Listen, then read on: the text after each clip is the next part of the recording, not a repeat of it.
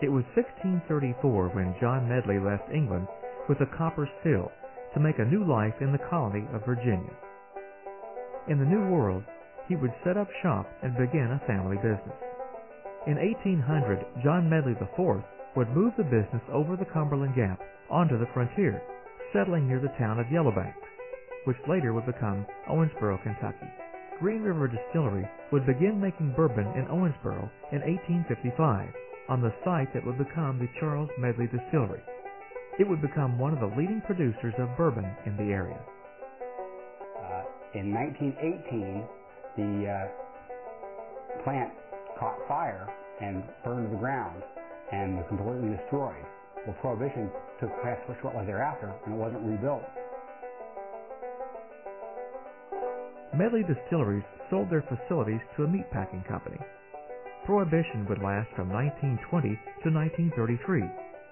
After Prohibition, Green River would rebuild their distillery. And it went through several hands, and Medley's bought it in 1940 and has been named the Medley Distilling Company. The story of the Charles Medley Distilling Company, currently being resurrected in Owensboro, Kentucky, is the story of Kentucky bourbon itself. Owensboro really is the history of bourbon. It's been a great bourbon producer for years and years. There's a reason why companies keep coming back to this exact same location to make bourbon. And it's really three things. It's the Kentucky weather. We're right in the middle of corn country, some of the best corn in the Midwest grown right around here. But most importantly, it's the water. We're sitting right above an underground aquifer, limestone filtered water that really brings the flavor. And that's why this exact spot, because we're sitting above a water source, that brings a great flavor to the bourbon. In 2007, Angostura, a Jamaican rum producer, purchased the distillery from the Charles Medley Company, and bourbon would once again be distilled at this historic location. Their plans include a reconstruction that will combine the past and the present. The timeline for bringing the distillery back to life is a daunting task with many challenges, including the production of the bourbon itself. Bourbon has so many variables that go into it. Some of them are, the temperature and the aging process. It's the raw materials, the corn, the water, the rye, the barley. The ratio of those, the formula, and also the yeast. And one of the things we have is we have the traditional 200-year-old Medley family yeast brought over from England in the 1600s. It's been grown over time. We have samples of that we are actually about to start using gases and trying to bring back together to get a traditional Kentucky bourbon the way it was made 100, 150 years ago.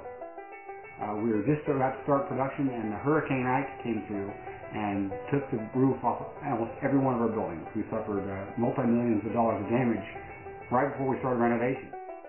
Right after that, we had an ice storm hit that did extra damage, took down a lot of our electrical lines, and did more damage to the buildings.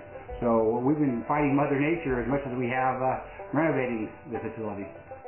We are walking a fine line between modern and the past. We're trying to keep the look and the feel of the past wherever possible.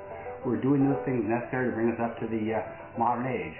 We have a global marketplace now, and countries like India and China that are gaining wealth want the best things in life. The best things in life are Kentucky bourbon. You can't make it there, you can only make it here. So in my mind, China and India are outsourcing their production to us.